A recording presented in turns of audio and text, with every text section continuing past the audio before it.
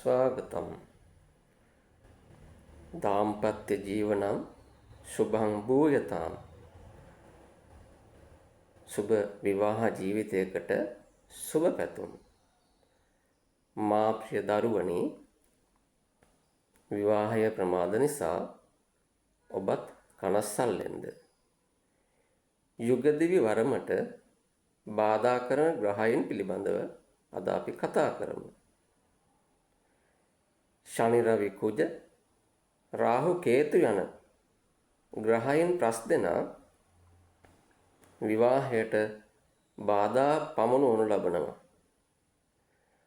ඔබගේ කේන්ද්‍රයේහි ශනි රවි හත්වැන්නේ පිහිටා තිබේ නම් එය විවාහයකට උග්‍ර බාධාකාරී තත්වයකි.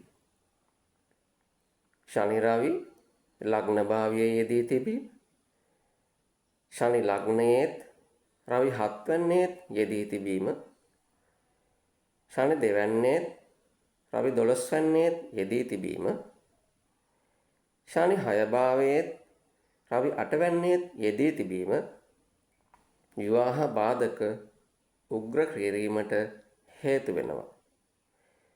කුජ මහ දසාව නම් එම කාල සීමාව තුළ විවාහය ප්‍රමාදයි. රාහු 8 වැන්නේ නම් විවාහය ප්‍රමාදයි.